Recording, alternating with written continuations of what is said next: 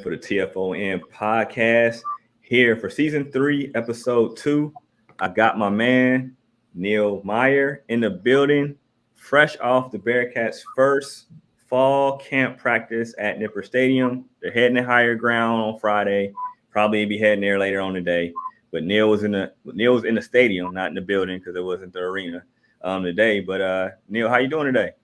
Good. How are you? Not too bad, man. Just wanted to pick your brain a little bit for, about 15, 20 minutes, talk a little bit about, how the Bearcats look today. So. Yeah, I mean, overall, I think they looked really well. Obviously, as everyone notices, there's a lot of open battle competition heading into this season, as this is going to be one of the first years. And what is that, going on 5 years now that there's been a true quarterback battle here. So looking forward to what's coming up here in fall camp and who's going to be out there rolling the dice on September 3rd versus Arkansas. Cool, man. So to start it off, I know you got video that you're uploading of Coach Fickle. Just tell everybody else who else you guys were able to speak to, today. Yeah, absolutely. We talked to Coach Fickle today. We also talked to tight end Josh Wiley, cornerback Arquan Bush, and linebacker Will Huber. Okay, nice. You got 3, so 4 altogether. That's not a bad day. Not a bad day on the beat. So you got some big news, man. So essentially, you got some big news that you told me that Fickle broke in that presser. His first presser in a while. Let the Bearcat Nation know if they don't know what happened or who made a switch. Yeah. So little did we know today that Ethan Wright actually made the transition from running back to defensive back. That was something we saw in practice, and Coach Fickle addressed it, and he said it's something he think would be best for the team. And he said Ethan's a really big team guy, and there's no better team guy in that locker room than Ethan. So Ethan looked to be taking that switch to looking at the defensive back and safety role. Nice. So defensive back safety. So how did he look to you, taking his first snap that you've seen, of course, him working at a new position? Yeah, that was my first time seeing him actually on the defensive side of the ball, but he's always been one of those guys. He's a go-getter. He's going to do what's asked of him. But he really looked like he could fit that role very well. I mean, he actually had a near interception that just slipped right out of his hands. So he's making good impressions early on back there in the secondary, and I think he could play a big role in that future if he stays on that defensive side of the ball and everyone stays healthy. Nice. So, everybody's going to ask us, the quarterback position, that's the most important position on the field. It's just how it goes. We had Des Ridder held it down for 4 consecutive years. The most winningest quarterback has, in UC history, has a dozen records, now playing for the Atlanta Falcons. But we know that Ben Bryant and Evan Prater are the two that are going head to head. Ben Bryant had been with the program multiple years, transferred out, transferred back in. And Ben, and Evan being the guy that is a homegrown kid, from Wyoming, Mr. Football, et cetera. And what did you see today? I know it's just, day one of their competition in the fall. They had their spring battle as well. But who did you think, what did you see just from both, from Ben and from Evan? Yeah, so, I mean, early on, they had both quarterbacks were getting that opportunities with the ones early on. And Ben threw 1 interception. There was two, but 1 was tipped. So really just throwing the 1 interception, but they both looked really well. And you can obviously see that the competition's there. It's going to be a fun quarterback battle over the next 20, 25 days roughly. But the one thing Coach Fickle said is he might not even let it come out to the media until the night before that, who's going to be the starter night before Arkansas. The most Fickle answer ever right there. He might not let it come out before tip-off. You might not know. We have to shake some leaves and beat some trees to find out who's legit going to be the starter on that one. Because I bet you the first, no matter what, unless it just gets somebody just plays terrible, I feel like the first media depth chart that we get is going to be Ben Bryant or Evan Prater or Ben Bryant. I'm willing to bet I'm not going to bet a lot, but I'm willing to bet a lot of money. Well, I bet you $10 that's going to say that. No matter what. It's going to be a battle, and it's going to be one of those battles where everyone's going to look forward to, because either way, you can't go wrong with who's going to be that starting quarterback. But it's going to be a fun next 2 weeks over fall camp when they head to Camp Higher Ground later tomorrow to get this thing underway. Cool. And we're going to dance over to, defensive backfield. We got the news that, Ethan Wright is now a safety. And we know that they lost a lot of, quality players on that side of the ball, especially in that position group, for our safety and cornerback. No more Sauce Gardner, no more Kobe Bryant, no more Brian Cook. All three of those guys are in the NFL now. Who are the guys that you're seeing besides, like, Arquan Bush and, Javon Hicks? Those guys are the guys that have taken a lot of snaps. Who are the guys that you're seeing, while even though it's super early, getting a lot more looks in those positions that those guys have vacated? Yeah, I think the one name to keep an eye on is really Justin Harris. I mean, everyone knows last year he didn't see much time due to that injury he suffered early in the season, but the way he's bounced back and really been able to get healthy, now he's back out there, and he looked very good today for coming off an injury like he had a season ago where it happened on special teams, and to suffer a neck injury like that. I mean, it was great to see him back out there, but not just great out there, but he was out there making plays left and right. So that's one guy to keep a name on back there in the secondary. Nice. So, did you see anybody else like getting more snaps as you expected, or you see? I mean, I know it's early, so it's the first practice, so it's, we can take this for a grain of salt as of right now. But like, was there anybody else besides Justin Harris that you kind of saw, or like even next to Hicks, like who were the two or three guys kind of getting in there, getting a few reps next to him, kind of taking over that possible Brian Cook role, or maybe Hicks goes down to the Brian Cook role. Who knows? But who's the person standing next to Hicks right now?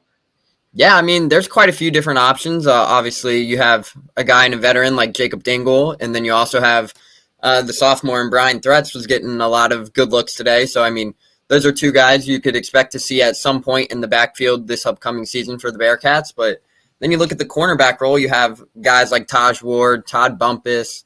Then you also have the likes of J.Q. Hardaway, who is everyone's wanting to know what's going on with him now that the four-star freshman's enrolled, getting action.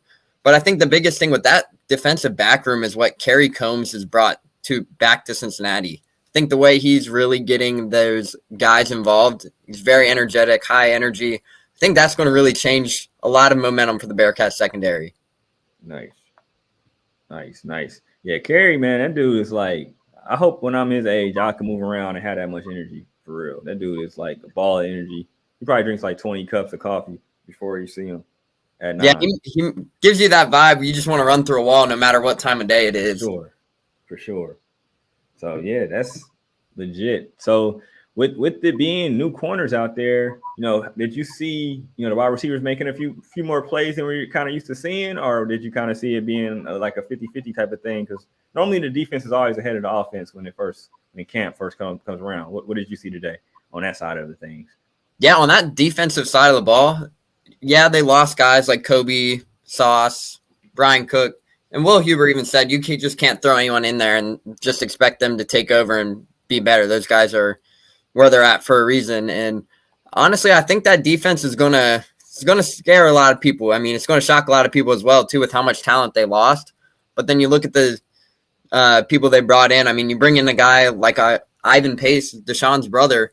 You can just pluck in the linebacker role, and I mean, not just any typical linebacker. He's 6 foot, 240 pounds. I mean, he can come at you. He can do a lot of different things to really affect this game, and that's another guy who had a nice looking day was Ivan Pace, and I think he's going to really stand out on that Bearcats defense.